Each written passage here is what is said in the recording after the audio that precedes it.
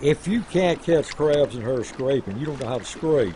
She is a perfect scraping boat for the job. She's steady even with a lot of wind.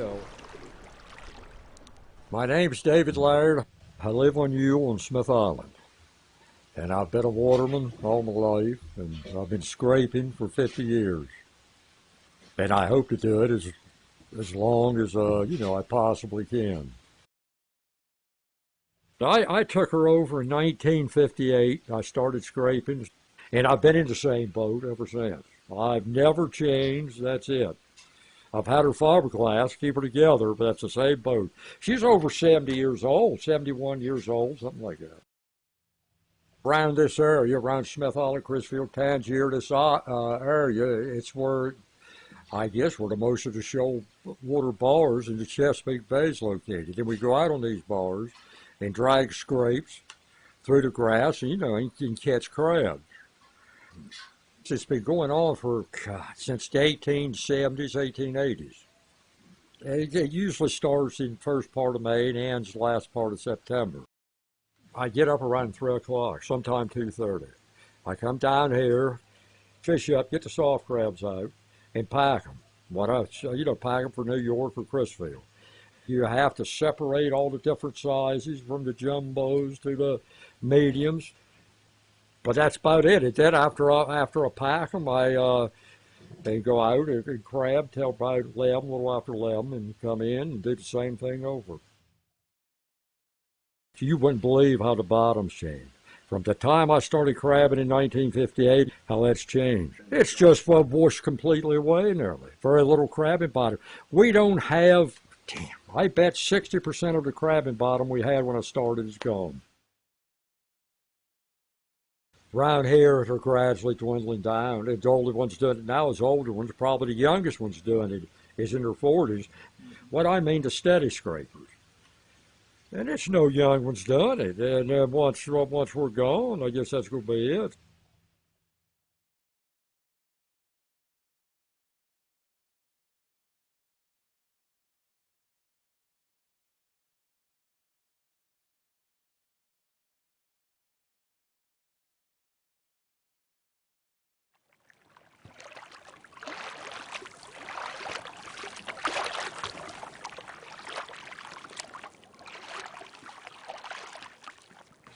I'm 31 and I've been crabbing ever since I was 12. My name is Brian Corbin. I live on Smith Island on Tylerton. I've worked underwater all my life as a crabber. Ever since I started working with Dad, I knew that's what I wanted to do.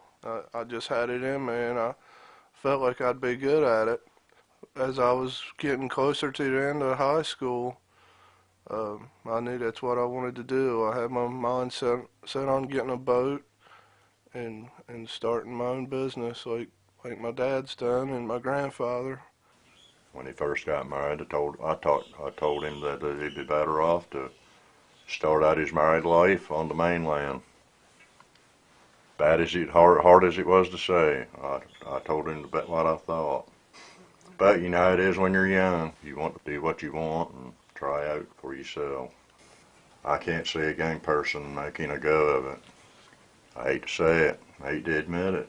I know I'm struggling. I'm 57. I ain't as young as I once was. I don't feel like doing like I used to, but to be honest with you, we can hardly keep our head above the water now. Crabs has been fluctuating between $10 and $14 for females, and males have been fluctuating between 20 and 30. And when I graduated high school, it was the same. And my grandfather told me when he was a young man that they were pretty well the same price. So it's a struggle with everything as expensive as it is, like fuel and crab pots has went up. Everything is more expensive. The price of living is higher, and we have 3 girls, and it's just so expensive now to try to make it off of a $14 bushel of crabs. And I just heard on the radio the other day our female crabs are $14 a bushel right now, and he went to buy a bushel of lima beans for $20. It's something about being self-employed and being your own boss, and you have to do, you know, we love to crab and oyster anyway. You know, we're brought up into it and love it. When we first got married, the water business was a lot different then. And every house on Tylerton was occupied. Yeah, and I thought the water business the way it was then, I thought it would go on for another generation anyway. Never crossed my mind that it wouldn't. I really would like to keep working on the water, but I think the way it's going to have to be done in years to come is we're going to have to eliminate selling crabs to a middleman. I believe that the internet, selling your own crabs, and not just crabs, selling other things like people love Smith Island cake, people love Smith Island crab dip, do like the Picking House does, and sell stuff online. Or I think that's the way. I'm going to try it anyway.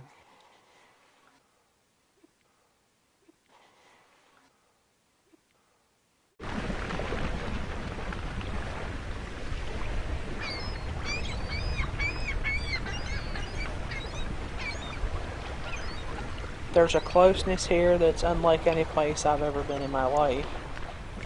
When I was growing up, I was very conscious of how fortunate I was to live in a place like this, where I didn't have to worry about my kids. In fact, the only thing I worried about growing up was where was a spot that I was going to have to build my home and raise my family, because the island was full.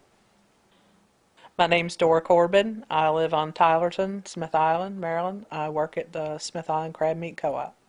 When I started picking crabs, I was a teenager, and I didn't like doing it. I really hated that job. But looking back on it, I haven't been sorry of it, because as I was raising my kids, I didn't have to have a babysitter. I just needed a child monitor in the bedroom to know when they woke up, and I could quit, come in, do what needed to be done inside. Picking was good to me. And even though you hate something, sometimes it works out to be okay for you. I paid for my wedding that way. There was a time when the co-op started, that a lot of the time the women were just thrilled to death because they were making good money. They were picking night and day. We started out with 15 members, plus we would hire a few of the elderly ladies that were on fixed incomes, or maybe some young girls at the time, to help out if we had an excess amount of crabs. A few members have moved away. The young girls grew up, got married, and went to school. Some of the members have died. Some just quit and started picking in their homes again. And now we're down to 3 members. My co-workers are Robin Bradshaw, who is the daughter of Janice Marshall, the lady who started the cooperative, and my other co-worker is Tina Corbin. She's my sister-in-law, and we work very well together. Things are different now. The crabbing is not like it used to be. It's pretty good, but the prices don't go up, and everything else that our husbands have to buy to make a living, the prices have gone up drastically. It's changed tremendously since I was first married. The process starts, our husbands, they bring the live crabs to the co-op. They steam the crabs, and they're put on a rack to cool after about 40 minutes. And they put a basket of crabs on each one of our stations. We start in the evening with fresh crabs. If we have any left over, the following morning we come in and we finish up. The soot crabs are harder to pick. We start complaining usually come in September. Oh, I dread when soot crabs come in, because their shells are so tough and they're so hard on your hands. And I don't know what it is about a female, but they certainly make it hard on us females.